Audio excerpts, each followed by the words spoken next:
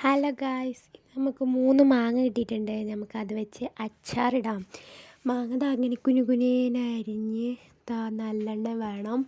പിന്നെ കുറച്ച് മുളക് അരിഞ്ഞത്, കടുക്, ഉലുവയും വറുത്ത് വെച്ചതാണ്. അത് നമുക്ക് പൊടിക്കണം. പിന്നെ നല്ലെണ്ണ ചട്ടിയിലേക്ക് ഒഴിക്കുക. കുറച്ച് കടുക്, കുറച്ച് ഉലുവ ഇടുക. അതവിടെ കടന്ന് പൊട്ടുമ്പോൾ നമുക്ക് തിരിച്ചൊന്ന് കുറച്ച് കരിവേപ്പിൻ്റെ ഇല ഇടാം.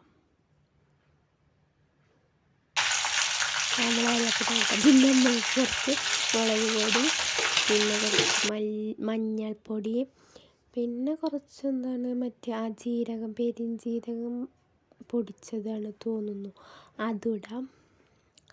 പിന്നീട് നമുക്കിതൊക്കെ കൂടി ഒന്ന് മിക്സ് ചെയ്യാം. ഇതൊക്കെ ചെറിയ ഫ്ലെയിമിലിട്ടിട്ടുമാണ് ഈ സംഭവങ്ങളൊക്കെ ഇടാം. പിന്നെ കുറച്ച് പച്ചമുളക് നമ്മൾ അരിഞ്ഞ് വെച്ചിട്ടില്ലേ, അതും ഈ എണ്ണയൊക്കെ ഇട്ടാണ്ട് നല്ലോണം മിക്സ് ചെയ്യാം.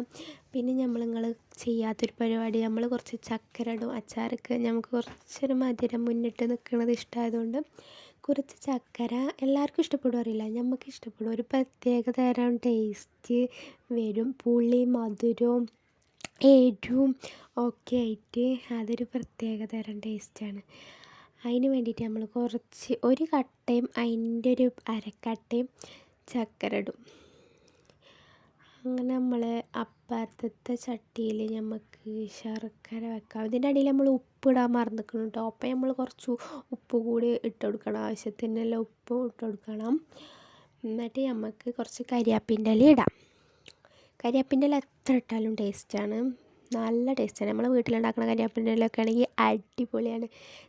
ആദ്യം നമ്മൾ ഈ കുറച്ച് ഒരു ചക്കര എടുത്തിട്ടുള്ളൂ കേട്ടോ. ഇനി മധുരം കൂടിയാലോ വിചാരിച്ചിട്ട് അതിൽ പിന്നെ നമ്മൾ ടേസ്റ്റ് ചെയ്ത് നോക്കിയപ്പം ഉപ്പും പുളിയും ഒക്കെ ഉള്ളതുകൊണ്ട് മധുരം അങ്ങോട്ട് എടുത്തേക്കില്ല. പിന്നെ നമ്മൾ കുറച്ച് സുർക്ക ഒഴിച്ചപ്പോഴാണ്, പിന്നെ ഒന്ന് ടേസ്റ്റ് ചെയ്ത് നോക്കിയപ്പോഴാണ് മധുരം തീരെ അല്ലാത്ത പോലെ തോന്നി. അപ്പം നമ്മൾ എന്താട്ടി കുറച്ച് ഒരു വലിയ കട്ടിയും കൂടി എടുത്തെങ്ങാണ്ട് പാത്രത്തിലിട്ടുകൊണ്ട് ഉരുക്കിങ്ങാണ്ട് നമ്മൾ അതും ഇതിലേക്ക് പാർന്ന് കൊടുത്തിന് കേട്ടോ. ശർക്കരൻ്റെ പാനിയൊക്കെയുണ്ട്.